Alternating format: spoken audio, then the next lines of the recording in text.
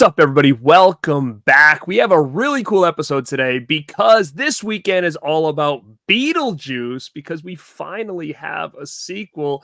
It's Beetlejuice in theaters now, and everybody's excited for it. I mean, this thing has been hyped up, and who better to talk about this than one-third of the Rad Pack, Mel from My Killer Podcast, because I know she is a huge fan of this franchise. How are you, Mel? Welcome back to the show. I'm doing good. Thank you for having me. And I am super excited for Beetlejuice. I just went and saw it.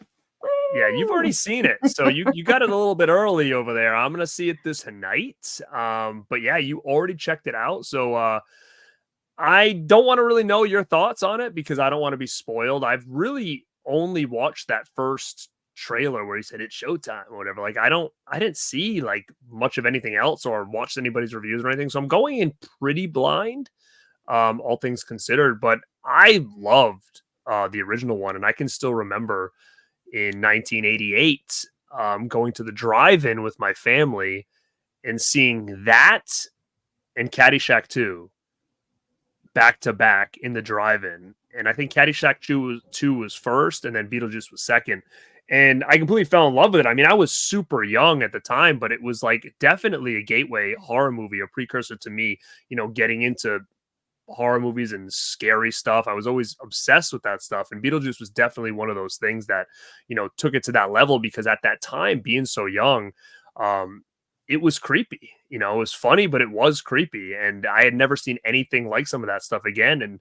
And with the new one coming out, I mean, Jesus, Mel, how many years has it been now since that? 88 to 2004? I mean, yeah. God, I can't even do that math in my head now.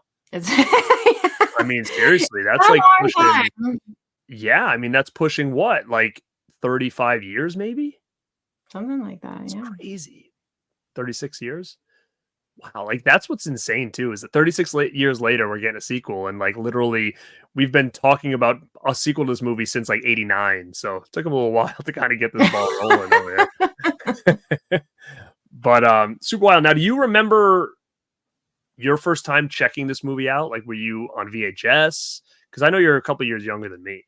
Yeah, I don't remember the first time watching it, but I definitely was on VHS. I didn't get to go to the theater to see it. That would have been a really cool theater experience, I feel like. But it was a VHS we had in the collection, watched it all the time, absolutely loved it. It's definitely a gateway horror. I never really thought about it in that way, but now that you say that, it definitely is. But yeah, this was definitely in the rotation in my childhood. Watched it all the time. Loved Michael Keaton. But yeah, this was a favorite. Now, was this like in Momster's collection? So it was always there, or is this something that you rented? This was in the Momster's collection for sure. Now, is this now in Mel's collection or still no? No, this is not in Mel's collection. So do you have a VHS of this movie? I don't think I do. No. I do, but it's like a clamshell. And I think they do have like one of the standard editions of it. I don't know why mine's a clamshell one, but yeah. You know what's funny is I don't think my Momster has it still either. I don't know what happened to it. I don't know if it's just one of those ones that got old because we watched it so much and then it didn't work anymore, so we had to get rid of it, or if it was one that just got updated to like a DVD or something like that. I don't know. Now, did she do the DVD thing like if it was some movies? I think if we had a VHS that broke or stopped working, or like the VHS player ate it or something like that, she would just update it to whatever, like a DVD, whatever the newer format was. She wouldn't go back, but now she is going back and buying VHSs, which is kind of funny. Now, she obviously was a fan of this movie as well. Mm-hmm. Mm-hmm. And so, yeah, I would definitely find out if she still has. I mean, I think that's probably I would think it's pretty hard to come by now. I mean, I don't know. I've actually never seen it outside of a clamshell before. But that's the one that I own. But if you ever see her kind of just walking around the streets, just yell to her and just be like, next time I see her at the post office, I'll chase her down. Kind of walk by the window or whatever. You can yell out, "Hey!" Get that Beetlejuice still. She'll probably stop me and be like, "Hey, guess what I found? Just say, Beetlejuice I on watched that video you VHS." did, and I do have that Beetlejuice. She won't say that. Yeah, right. I'd have to explain to her what the internet was. That's too funny. But you're right. Like, and Beetlejuice definitely is a gateway for a lot of the kids of the 80s. 100%. Now, I was a huge fan of Batman in '89, which was only a year later. And I didn't realize that that dude was Beetlejuice right away. Like, I knew, oh, Michael Keaton, like Bruce Wayne. And then all of a sudden it's like, oh, wait, that was the guy who played Beetlejuice. Like, I didn't know that in '89 because I was still a really young kid. Like, I only really knew Michael Keaton from Batman. That's like my introduction to him. Then come to find out he was Beetlejuice, like as like a little year or two later, maybe. And it was like my mind was completely blown. But his character was so good. And what we want to talk about today is because everybody's on that Beetlejuice hype right now, especially with the new movie. But it's like, what are the movies out there do we feel kind of work the same way as this one did? And if you love Beetlejuice and love Beetlejuice, what other movies out there should you check out that are kind of in a similar, I would say, more tone? And when I look at this list that we kind of created, the common denominator, I think, is that they all have a gateway element to them into the horror genre. There's comedy aspects of it, but there's also some creepy aspects to it, which I think is such a cool genre, is almost like that horror comedy, or like more of like a gateway horror movie that we used to get a lot back in the day. We don't get it so much now. I mean, yeah, sure, we have PG-13 horror, but what about horror like that? What that was even like PG? Like, I feel like we don't get a lot of that anymore. But a lot of the stuff that we're going to talk about here, like, kind of fits into that mold, and we'll talk a little bit about it. But we came up with 10 movies that I think that really would work if you are a fan of Beetlejuice, or maybe you're just seeing Beetlejuice for the first time and then going back and watching Beetlejuice based on your age. Well, here's another 10 movies that you should definitely check out if you're digging it. And I can start with the first one, and we can just keep this thing rolling. But this is 1989, and this was one that was a huge one in my childhood. And the main star here is actually somebody we're going to talk about on the next episode of the Radpack podcast, because the Radpack podcast next episode is later this month, and it's Savage September. And this is Fred Savage in Little Monsters with Howie Mandel. I mean, this movie, same thing, like this horror elements here. There's some creepy spots in this, like with Boy and all that other stuff. And but it's fun as hell. And I assume you're probably a big fan of this one. We haven't really talked about it together, and I know we're kind of saving that for the Rad Pack show, but what do you think of Little Monsters? Oh my God. Little Monsters was one of my favorite movies when I was a kid. So good, right? I know. I absolutely loved the concept that you could crawl underneath your bed and enter a completely different world. That was just so fascinating to me when I was a kid. And then I never realized how dark it got, like, towards the end of the movie until I was older and I watched it. Like, when I was a kid, it just seemed so fun, you know? And then when I got older and I actually watched it, I was like, man, this was really dark. It was. And that's kind of like, Beetlejuice had its moments the same ways. It was fun and comedic at times, but then it got really dark at times. Like, I remember being a little kid and seeing them in Beetlejuice deteriorating on the table when they were getting married, and like and I was like, what the hell is this? And, the same way with this, I mean, even seeing Howie Mandel, like where he's like melting and the clothes are like hitting the ground and stuff, like it was kind of freaky at the time. And obviously, like we said, with Boy, and then it's got great moments too with like, who pissed in my apple juice? Like, you get that one moment there. And then what is he like? Like, remember he likes a specific sandwich and his dad kept busting his ball? Peanut butter and onion or something, Sick, right? dude. Yeah. Peanut butter and onion sandwiches. I think for the Rad Pack show, we're going to make I was just going to say that. Hell yeah. Look at that. Think Rad Pack, baby. You and Justin are gonna eat it, though. I'm not gonna eat it. What? No, you gotta have it. Why? You don't want onion breath? Fine. But that's the thing, like onion breath with the peanut butter kind of like it softens it up. Like it kind of works against it. So it's actually not going to be onion breath. But the thing is, we're going to present that to Justin. He's going to be like, dude, I fucking eat those all the time. That's He's going to be like, this is breakfast every day. What are you talking about? This is what I bring my lunch. What are you talking about? I feel like last time we're like, oh, we're gonna do the sardines and pretzels. He's And like, yeah, it's pretzels, like a normal snack for me. Like yeah. it wasn't a big deal for him. We were like, "Oh, this is gonna be so gross," and Justin's like, "I love sardines." Yeah. So yeah. So I think we're definitely gonna do the peanut butter and onion sandwiches of the next show. So if you want to see that, you want to see Mel eat the peanut butter and onion sandwich that she does not want to eat, Shut you want to up! go over to the Rad Pack Pod YouTube channel and hit that notification bell. September 27th, baby. Right. But yeah, that was the first one. I think this works really well because again, you've got a kid, you've got kind of like this monster type thing in similar vein as like, the Beetlejuice character. And I think this is just almost a perfect movie for someone to check out if they're a big fan of that. And again, there's so many memorable lines. Like always think when I'm like at the thrift store or whatever, and I'm looking at the VHS tapes and the DVD, like in my head, as I'm going through this, I'm kind of like looking for the gem that I don't have, and I'm thinking, need him, got him, got him, got him, need him, and that's like going through my head the whole time I'm looking at this thing. But that's Little Monsters, 1989. Guys, go check that one out. Yeah, that one was a good pick.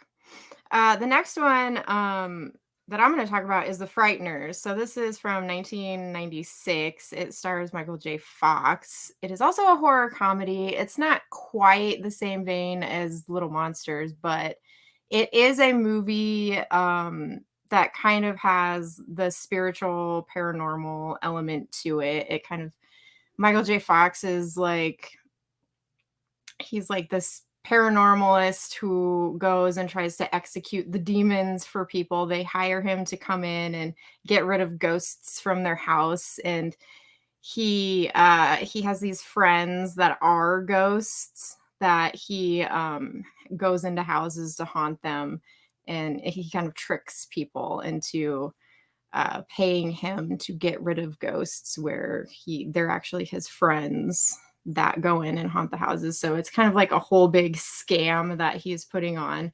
But then later on in the movie, real shenanigans happen with demonic entities. But it is kind of along the same vein as Beetlejuice in the way that the paranormal ghosts are entering the real realm, and shenanigans happen, and there is that comedy element to it.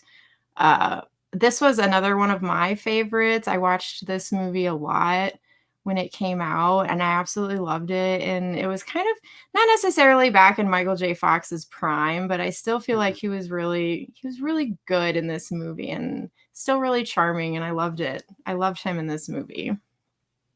Yeah, Frighteners is an interesting one to me. I didn't grow up with it too much because when even 96, like I was a little bit older at the time, and I was definitely into different things. But I mean, growing up, I was a huge Michael J. Fox fan. But yeah, it's crazy to think that it was that late into his career because it is a movie that is highly regarded. I think when it comes to some stuff that he's done, I think again, the tone really kind of fits what we see with Beetlejuice. And I think it's one that people that talk about it like it, but I feel like it's a movie that doesn't get talked about enough. So if This people one's out a there little haven't, darker in tone, though. yeah, I would definitely check that out and keep your eyes open for that, for sure. So that's The Frighteners from 1996. Bringing it back to the 80s, this actually came out pre Beetlejuice. And the reason I wanted to add this on the list is just because number one, I was obsessed with this growing up. Number two, I'm still obsessed with this movie. Number three, it was a Tim Burton movie, so it does have a lot of similar tone as Beetlejuice did.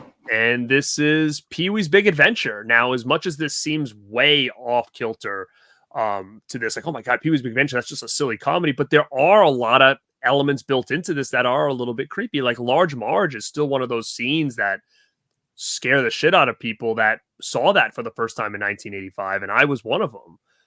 That scene scared the hell out of me. I was like, when I saw this for the first time, it might not have been an 85, but I mean, I was still probably 6 years old when I saw Large Marge for the first time.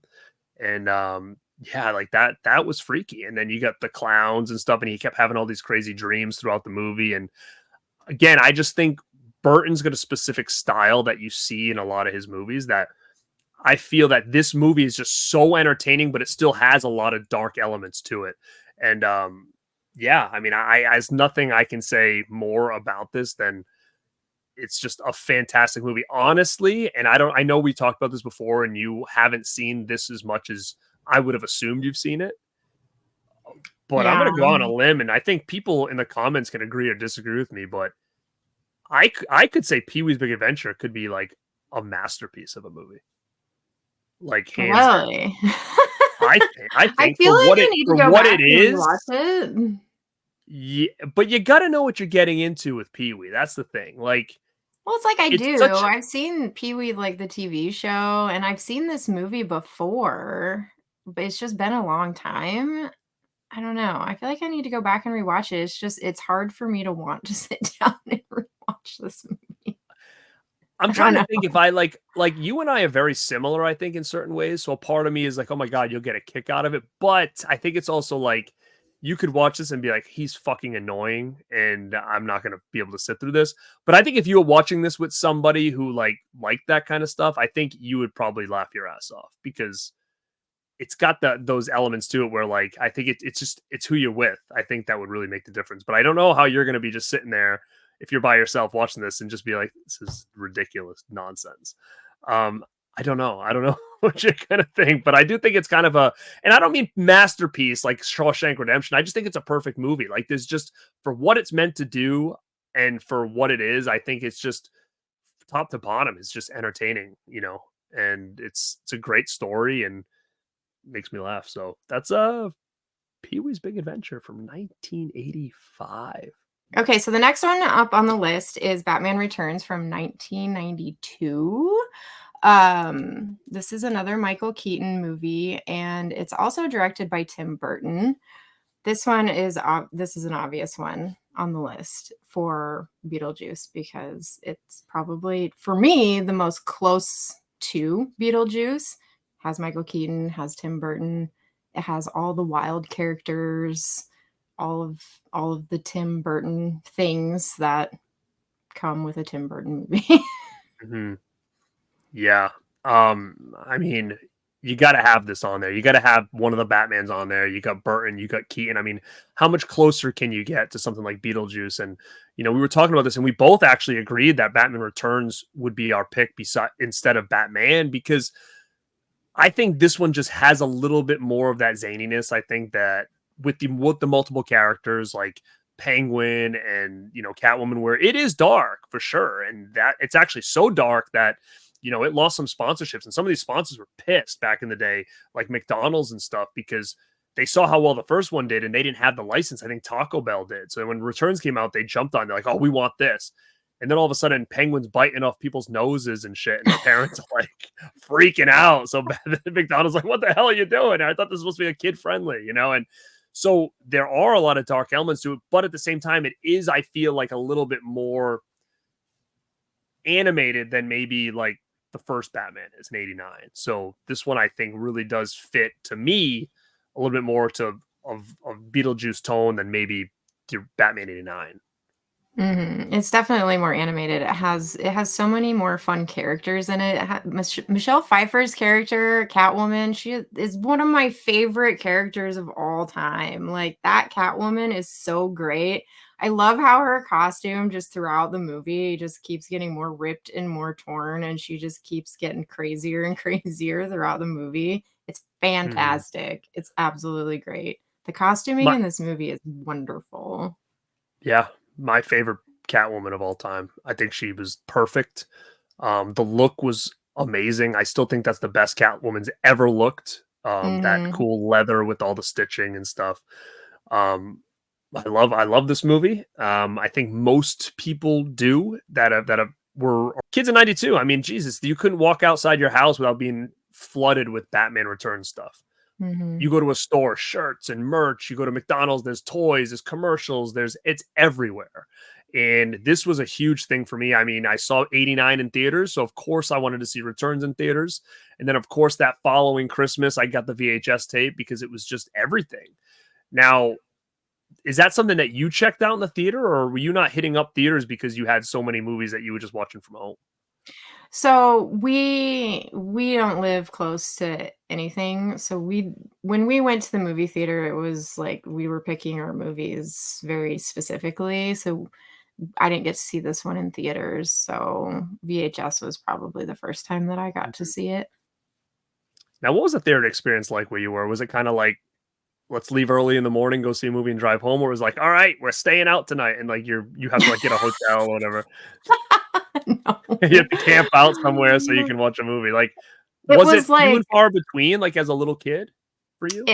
the theater experience was few and far between, but it was so because we kinda lived out in the middle of nowhere, it was like we pack up on the weekends and we drive to the city and we do all of our grocery shopping, we do all of our home supply shopping, we hit up the movie theater, we have to do everything. So, like, you're in the city for the entire day, and then you're driving home at, like, 11 o'clock at night, so it's Now, like was this like a constant? Did you guys hit up the city? Like, was that a weekend routine for a lot of years? Do you remember, or was it it like you was, guys like, tried to like every keep it 2 to a weeks we would okay? go to the city, so it was, like, every pay week we would go. You needed because you needed supplies and stuff. Mhm, yeah.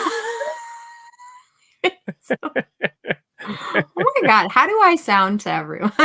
Like, just We gotta go get those supplies so we can get through the oh winter. god, I can't Now, when imagine, it like, came to the I don't movies, even though, know did you like when you were older and you could drive and stuff? Was that somewhere you would go regularly, like yourself or with friends or whatever? Like, was that somewhere you like to go, or did you not really get to do a lot of that stuff till you moved into the city?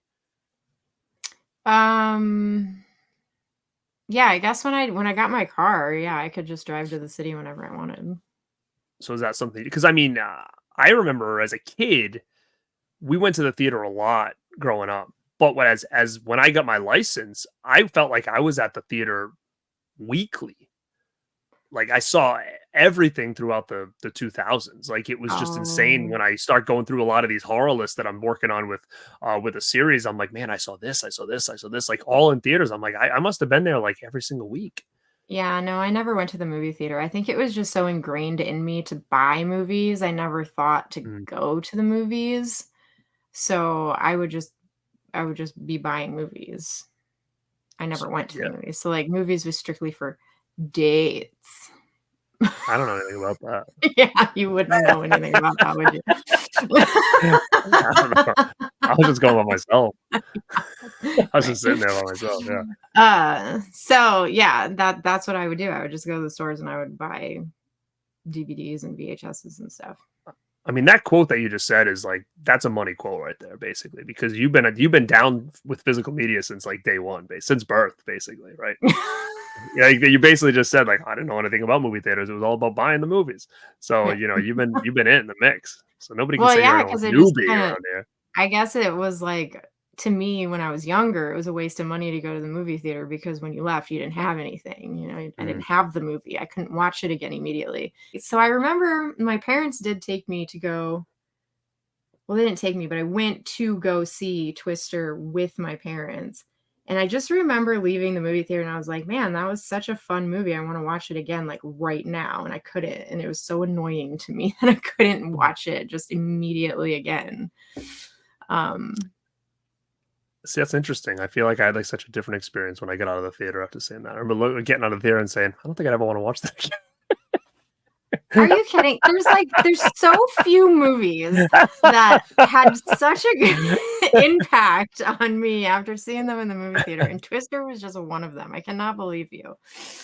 But you know what I Yeah, mean? yeah. It's like when you buy a movie and you watch it for the first time and it's a movie that you really, really enjoyed and you just wanna watch it again immediately, like, it's so much fun to just do that, and you can't do that when you go to the movie theater.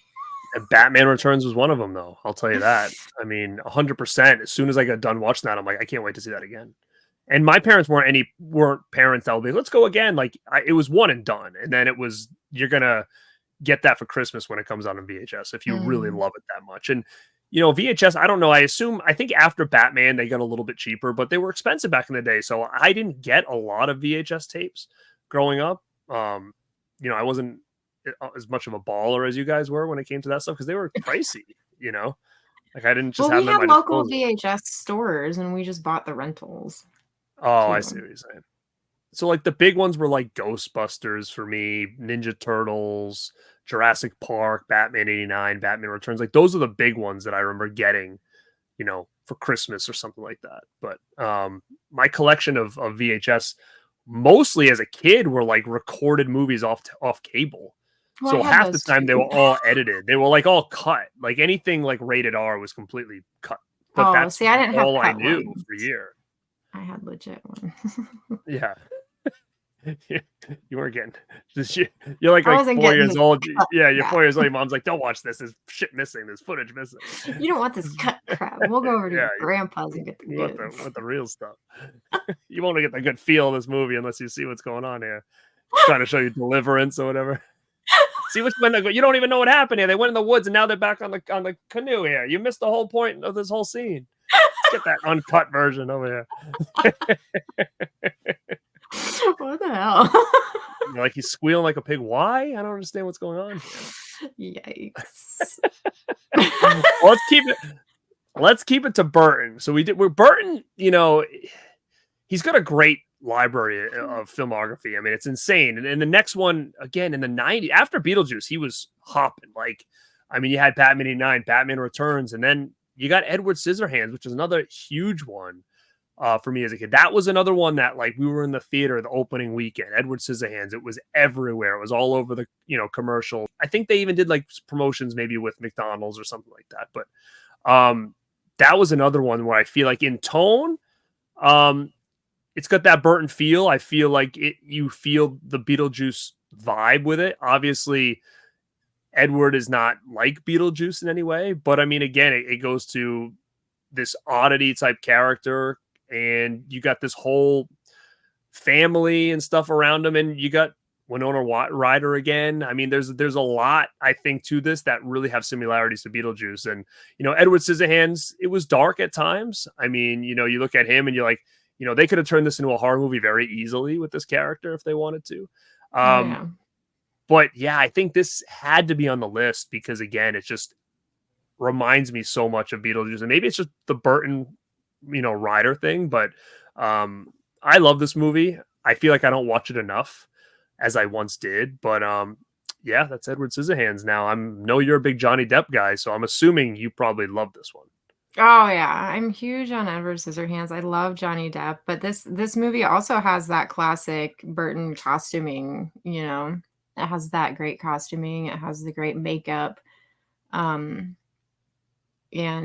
it's such a charming little movie, but it's super, super dark undertones, and it's kind of sad, and it has that depressing ending, so it's a fun watch, but it also kind of lingers with you after you're done watching it, you Mhm. know what I mean? For real. It's got because again, it's not a feel good. Let me see. I guess it's not It's like not really. it's an emotional ride for sure. Yeah. You feel so bad for him when all of a sudden everybody's turning on him and he's doing things Mhm. by accident, and then yeah, it's crazy. His father passes. I mean, there's just so much of a roller coaster ride in this movie.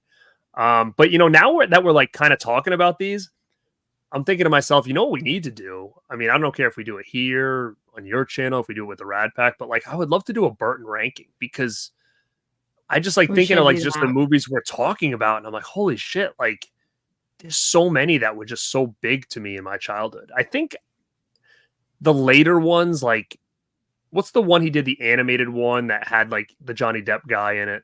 Corpse Bride? Yeah, that thing. Is That thing. that's what it's called, Yeah, right? yeah, that movie. I like that to me is when I kind of faded out of him. Like I seen that once in my life, and Well, then A he did like, Nightmare Before Christmas is Burton too, right?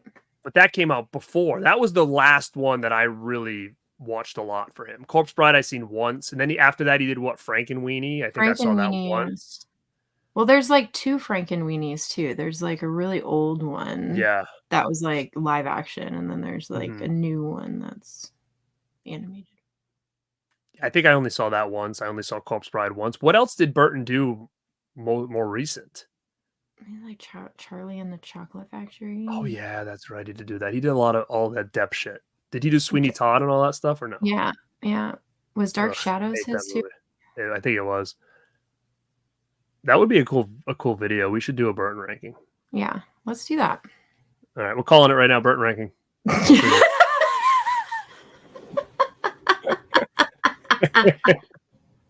So that was Edward Scissorhands. Look at that. We're coming up with ideas right now. Calling it. Calling it. Burton ranking coming soon. Oh yeah, coming soon tomorrow. No. Okay, so the next one up on the list is Hocus Pocus from 93.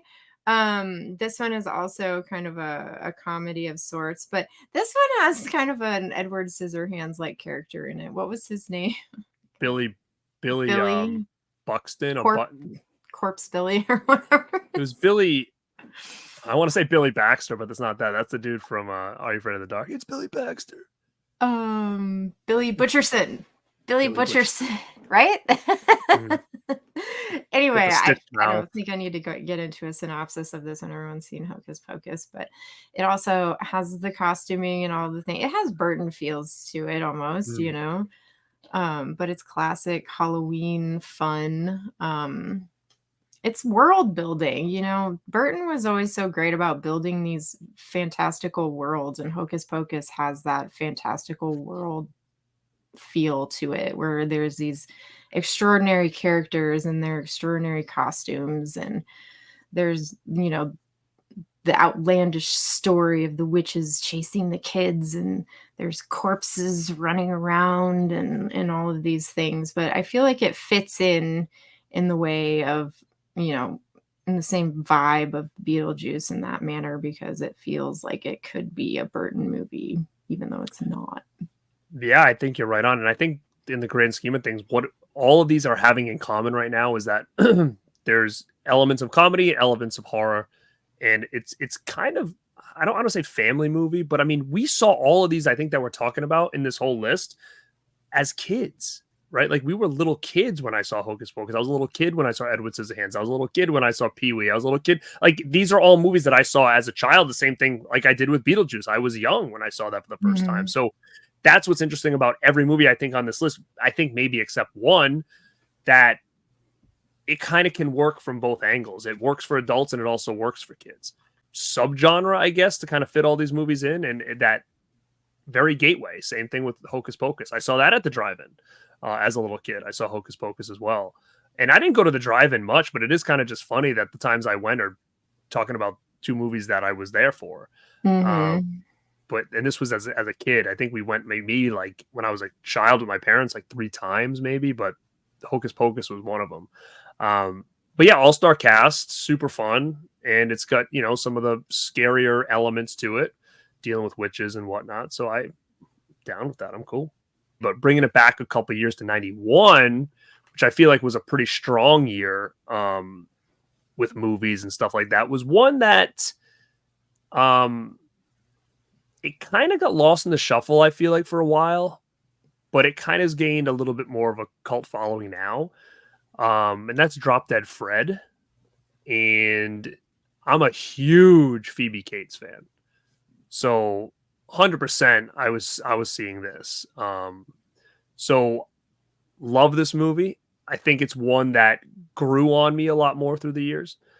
And it's about basically Fred, who's like her imaginary friend growing up, and she kind of forgets about him, and then he kind of reappears as she's in as an adult, and they cause the same havoc that they were causing as kids. And it's just a real fun kind of movie. But again, there's some roller coaster elements to this, like with parts that you're feeling, you know, sad and all this other stuff. And again, cool movie. And I think it just, again, goes back to what we talked about with Beetlejuice, where you got this kind of weird, zany character like Fred, and doing all this like crazy stuff on screen. So one that I don't think gets enough love that it deserves. I think the people that saw it when it came out really appreciate it, but I feel like it's another one that kind of got lost through the years until recently when it came out from Vinegar Syndrome on 4K or whatever. But do you remember this one as a kid?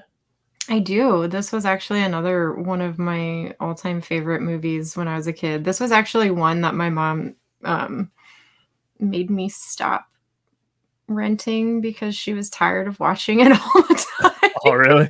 Yeah. It was one of those movies that, like, I don't remember why we never bought it. I think maybe it was because she could never find a physical copy of it, and like our rental store only had one, so they weren't willing to sell it to us. Because it our store was like so small. It was like one of those where like my mom could every once in a while be like, "Hey, can we just buy this?" And they'd be like, "Oh yeah, sure, nobody rents it or whatever, you know." Mm. But they wouldn't let us have it, so we were just forced to like rent this one all the time, and mom was just like tired of watching it all the time, so she wouldn't let me rent it anymore. Uh, but it was like one of my favorite movies, and I just remember it being so fun, and it made me so happy. And it's kind of similar to Beetlejuice in the way because there's like more than just one zany character, because there's like a bunch of Mm. different imaginary people. But when Vinegar Syndrome dropped it and I bought it, I had not seen this movie in so long, and I was so excited to watch it. But I think maybe the reason why this movie got lost over time is because all the people that had watched it when it first came out had the same experience with it that I did. Is when you watch it now, it's not that fun, lighthearted movie. Like, you actually see the adult subject matter that this movie actually has. So Phoebe Cates' character is actually like being verbally and emotionally abused by everyone around her. And that's why she has this imaginary friend. It's her coping mechanism for like the terrible people in her life. So it's actually like really dark, which kind of Mhm. goes along with the whole Beetlejuice theme, is like this movie has dark undertones to it, just like Beetlejuice does. And so it kind of leaves you sad. Right. I mean, there's a And lot of sad parts in this. Not only how she's being treated by, like, is it her fiance? Is it or it's her something? And then fiance and her mom. her So, mom, like, right? basically her entire life, she's been verbally abused mentally by her mom, and then that's why she has the imaginary friend when she's a kid, and then, like, finally when she moves out, like, she doesn't need him anymore, but then, like, she gets with her fiance, and then she's being, like, emotionally abused by him, and that's why he comes back. And She's there's like, sad parts there, like her dealing with all that. And then also too, where like remember they were forcing her to take the pills to get rid of him, and then you kind of felt bad for him because he was like kind of dying and like yes. yeah. And then they had that scene, I think it was at the end or something. And it does remind me of Beetlejuice, like when Beetlejuice, they're in that I don't know what's the world called where like they're all the different characters are sitting around the room waiting for their number to get called.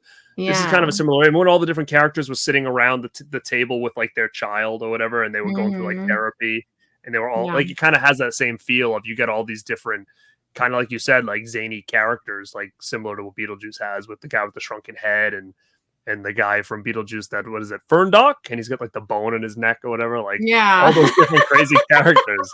And this kind of had one too. All the different imaginary friends they were showing all the different They're all in, characters. like, So the it's kind of doctor's cool. office, and you get to Yeah, see everyone's little imaginary friend with that. and they Yeah. see each other and stuff, and they're like, And they're, like, "Hey," you know, playing with each other. yeah. How's it been going? So yeah, it's Yeah. again, it falls in the same vein where it's fun, but there are some dark elements to it, and I think that's why I think it was able to fit the list. And because him just being a crazy character, kind of like Beetlejuice was, I think it is one that people should check out because I do feel there's still a lot of people out there that maybe haven't seen this movie. So, we're gonna talk about a fairly new one next, and that's Lisa Frankenstein. So that one actually came out this year in 24. It's a horror comedy. So, I just wanted to bring this one up because it's fun to talk about this movie, 1, because I really like it. You do. I really do. 2, it's just a super fun movie. It has Beetlejuice vibes in the way of it has the fun characters, it has a great comedic storyline. It has the Tim Burton feels and the costuming and the makeup, and it has like it just has this weird storyline too. Like, it's kind of out of this world. It's not anything that would really happen in real life, and that I think that's one of the good things about Tim Burton and his world building and his storytelling is none of it would actually happen in real life, but he has a way of making it beautiful and captivating on screen to watch. And Lisa Frankenstein is definitely a movie that is captivating to watch on screen. And it's very colorful, which is another thing that I really like about it. And that's one thing that Beetlejuice is a very colorful movie. Mhm.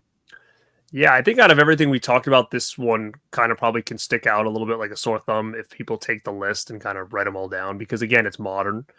Little bit different than maybe some of these other ones. But when we talked about this, and I know how much you like it, on paper, this doesn't work for me at all. And I think when I saw the trailer, I was like, oh, there's no way. And then I think you were like, just try it, just watch it. And I did, and I was like, holy shit, I fucking enjoyed that. And it really kind of blew me away in the sense that, like I said, this doesn't seem like a movie that I would have any interest in. That would be a movie that I would want to watch again, because I just know how I am when it comes to certain things, and especially when it comes to modern movies. But when I watched this, I was like, wow, like this actually was really fun. And like you said, it was colorful. I like the characters. This is definitely, it seems like it could be like a gateway horror movie for kids, but it's not. Like, there's some violence in here that kids shouldn't be seeing. Yeah, this one is a little So more violent than the rest. this one is definitely not a gateway movie by like all the rest that we talked about. This is one that's like, yeah, don't let your kids watch Lisa Frankenstein. It's not for them. But yeah, so I said, yeah, no, let's change it up and put something a little more modern on the list instead of sticking to like the 80s and 90s. And I think this was a good pick, because I do see, the similarities there. And this one didn't make our list, but I mean, a lot of people compare it to like a modern Boyfriend's Back or something like that, which I think even that could have maybe got thrown into this list somewhere. But yeah, I mean, I would tell people to watch Lisa Frankenstein, and I can't believe I'm even saying that, but I thought it was a good time. I really liked it. Just commit to loving it. I think you said it was your favorite movie of the year. You're teetering over here. Stop teetering. Just No, I'm teetering because, like I said, I'm surprised, and on paper, I would have never liked this. When I first saw this being advertised, I was like, yeah, no. But after I did watch it, I was like, wow, this was good. Like, so much so that I think I even, I grabbed it when it came out in physical. I mean, somebody put out a VHS tape, a custom, I grabbed it, right? So like, I would have never done anything like that for a movie that I didn't think was really good. And I thought this really kind of hit a home run in a weird way. So I think there's probably a lot of people that slept on this one because maybe they looked at it and been like, yeah, this is not for me. But it works well. And I think it is one of those sleeper hits of the year for sure. Not my favorite, but I think it is definitely one that was an effective horror comedy of this year for sure. So it was like not a lot of people bothered to see it, but the people who did see it loved it. Does that make sense? Mm-hmm. Yeah, of course. Well, we're gonna bring it back to the 90s, guys. This is one of those movies too that I feel like I saw as a kid and it scared the shit out of me. And it was based on a book, and that's The Witches. I think from it's got to be 89 or 90. It's got to be 90, because I knew about this movie before it came out because I was a huge fan of the book. Now, what's even crazier about it was in third grade or fourth grade, I think it was, maybe third, my teacher would read us Ronald Dahl books a lot. So James and the Giant Peach, Matilda, all these books that she used to read us like in class, and The Witches was one. She read this to us in class, and it was like one of those things where it's like, oh, we'll read the next chapter tomorrow. And we did this all year with like a bunch of these Roald Dahl books. I became so obsessed with him. I bought all of the books as a kid, and I was like, she would break the book out, I'd be following along, and Witches blew me away. And I think, again, it has to go back in time to like, there was something about things that were like scarier or on a weird horror element, scary element that I was just so drawn to my whole life. Could have been Halloween specials on TV. It could have been monsters with my action figures. Like, I always liked like the crazy looking villains from He-Man and stuff like that. There was something there that I was always attracted to that element. So when the Witches was read to us, I mean, I liked that hell of a lot more than I liked something like James and the Giant Peach as a little kid. And I still have the book and I absolutely loved it. So when they announced the movie, I was like so stoked for this. I remember seeing this in the theaters like the first weekend it came out. I was like to my parents, I'm like, I have to go. I love this book. And they knew I did because I was always reading it. And when I saw the movie, I loved it. But man, these witches in here are still some of the freakiest looking things. I think Jim Henson did all the effects for this, and it's crazy. It's one, again, gateway horror movie, but it gets dark, it gets scary, and for a little kids movie. And I think that's kind of why I wanted it, because there is some fun family elements to it, but then you do have a lot of that freakier elements to it as well. What are your thoughts on this one? I remember seeing this one when I was younger. Me and my brother used to watch it every once in a while, and I just remember the soup scene where they're like all sitting down and eating the soup. Yeah, that's the scene that I remember the most. I remember as soon as they lock those doors in that auditorium, shit goes down. Like, yeah.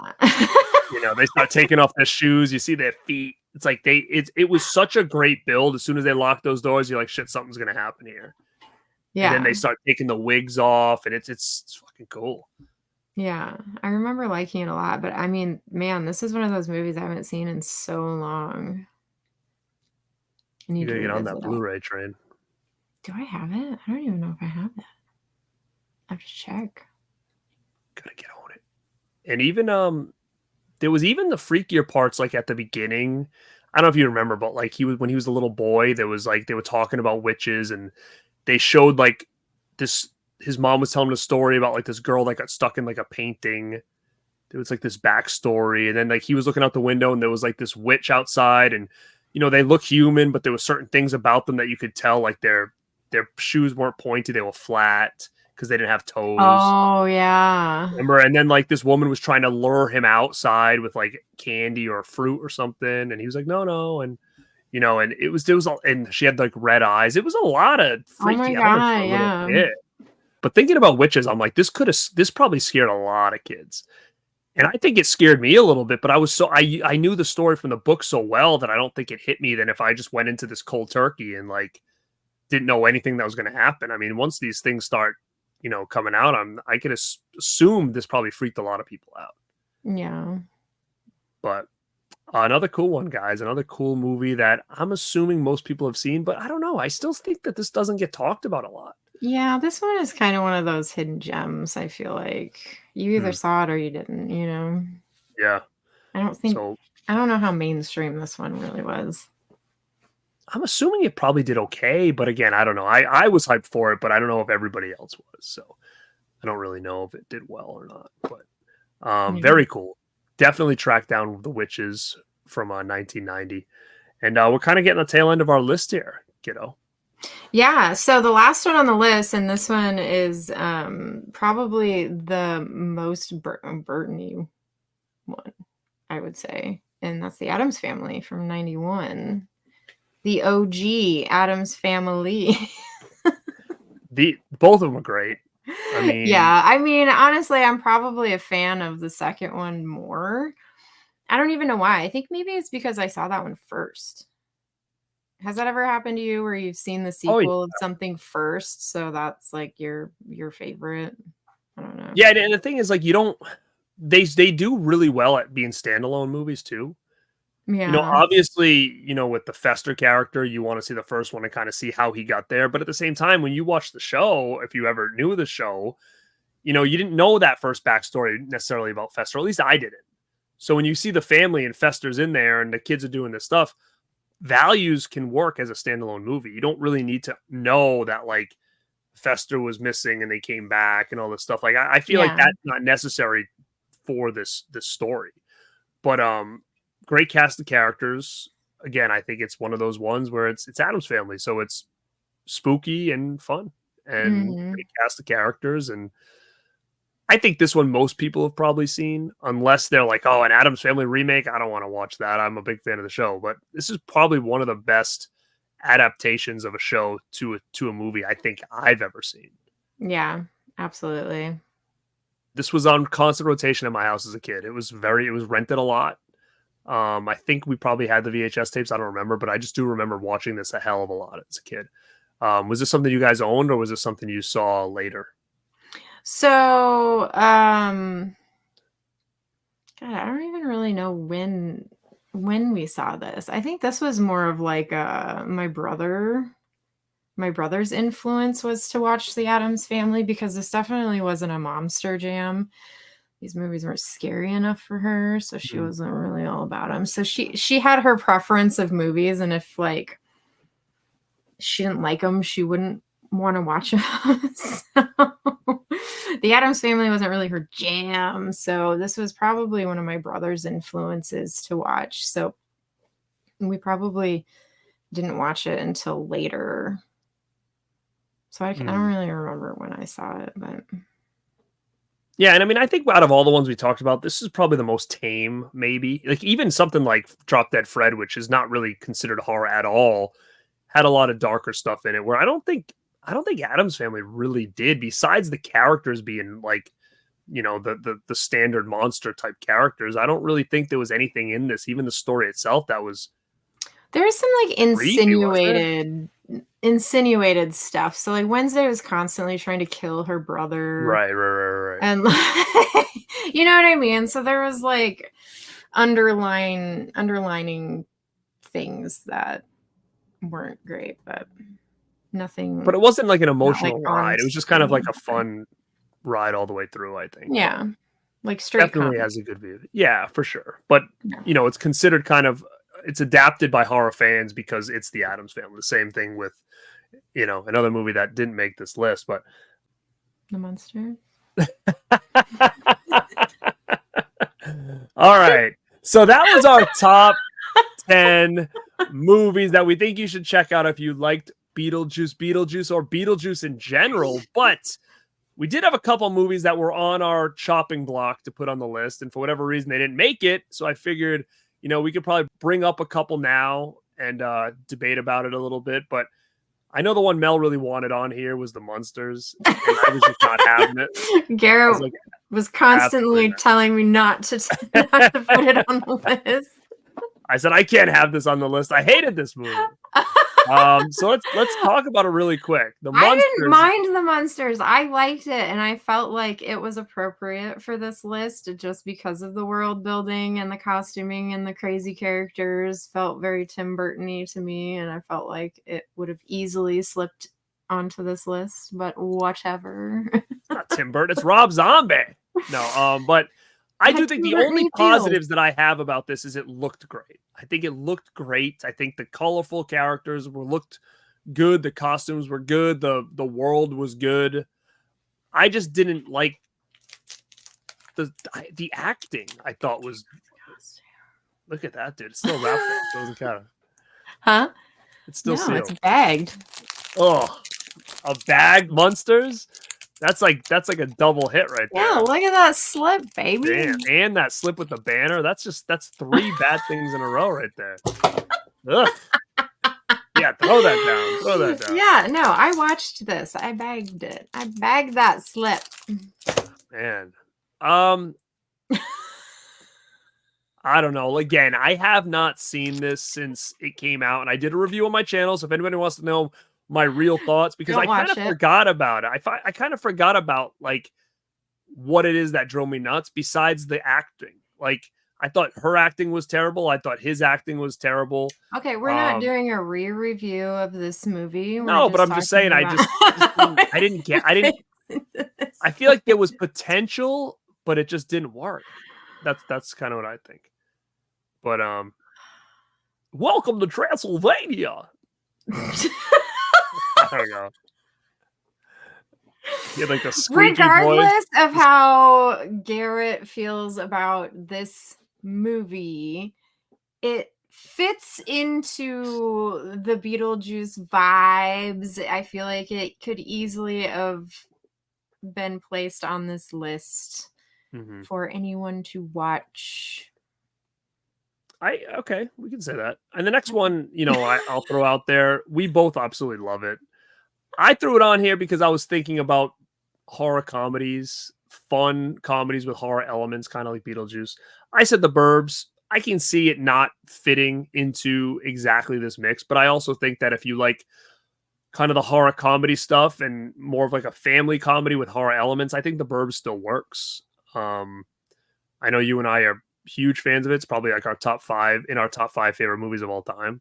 It is my I favorite think movie of all it's time. still, as much as it's getting a little more love. I don't know. You saw they announced the No, remake, mm, and it's I'm probably going gonna to be talk just as about it. good as I guarantee it's going to be just as good as Don't Tell Mom the Babysitter's Dead. So if that tells you anything, that's the feel I get about this one. I So know I'm what not you're too talking about. excited about it, but The Burbs is an awesome movie, and I still think the people that have seen it love it, but I still think there's a handful of people that still haven't given that movie a chance because it Which is really fell under bonkers. the radar. I agree. So that was kind of a one for me. That was it. We talked about it, but I'll just throw out there as an honorable mention. You got anything else over there, How many Melski? honorables do you want to do? I will each do one more, I guess. Another honorable I wanted to kind of talk about, and this is a little further off, but is Casper, the friendly ghost, the Christina Ricci one. I felt like that kind of fit into this. It, has like the Girl and a Ghost. ghosts. Yeah, it has the ghosts in the castle-ish setting, and there's kind of a world building there. It's fun, comedy, gateway. I mean, it's more comedy. There's really no horror there, but Yeah, remember that was like a cartoon when we were kids? I forgot about that. yeah, Forgot about that. It's kind of like a forgettable cartoon. It was cool, but I don't even remember I what the hell never happened watched in it. it, but I did watch the movie and I liked it. So I feel I have like not seen that movie in a long time. I feel like it kind of vibes here. You're sticking by Casper. I'm sticking by Casper. Big Betty, you like Casper the Friendly Ghost or Casper from the movie Kids? Which one do you like better? Casper the Friendly Ghost. Oh, okay.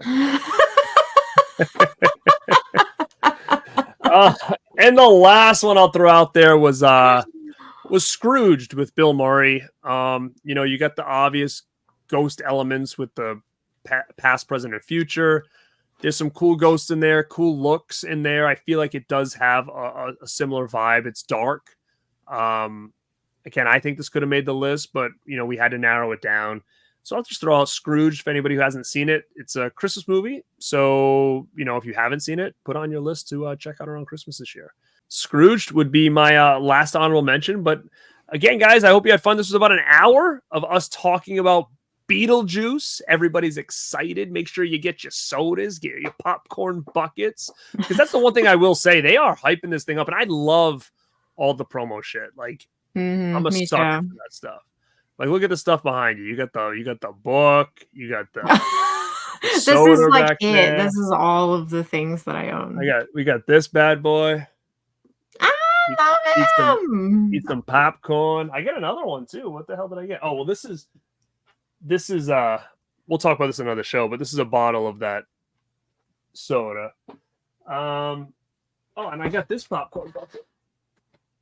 This thing. This is pretty cool. So what do I got there? It turns on, it lights up. This is pretty neat. So that's another one. I mean, they're really going all out with this Yeah, script. And I I can love all this appreciate stuff. that a lot. Yeah. It sucks for collectors, but we don't get I would say we don't get a lot of this, and that's why I love it, but I feel like we do get a lot of it now. Yeah. But it's cool to see, and I'm glad everybody's excited for it. I'm curious to see it tonight, and I'm curious to find out exactly what you think of it because we haven't really discussed that. I'm trying to stay away from all reviews and stuff until I'm done. I'm sure I'll do maybe a review on my channel, maybe. But I know you're definitely probably going to do one, so I'll be itching to kind of see that. And remember we said, Burton ranking is coming somewhere. So make sure you subscribe to the Radpack Pod channel. You subscribe here. You're subscribed to My Killer Podcast. That's Mel's channel. It's coming somewhere. And it's coming this month. So keep your eyes peeled for it if you like this. And let us know in the comments down below. Is there anything you would have added to this top 10 list? Again, we wanted to just pick 10. Is there anything that we talked about that you agree nor disagree with? And is there anything on this list that you haven't seen? Very curious about that, because again, I think I'd be very interested to see if any of these movies, some people are like, you know what, I never seen that, and thank you for bringing it up. I'm going to check it out now. So, Mel, thank you for coming on once again. They can find you over at My Killer Podcast. You got anything coming up, Mel, you want to talk about? No. Oh, same old, same old. Thank you for asking. I try. I want to make sure you're people. I like to keep the people guessing. You know, you got to subscribe if you want to find out what I'm putting out. You're not giving away anything. You know, you're gonna be there to find out. I get you. But this is Garrett at Born2beRad, and like always, stay rad, stay killer.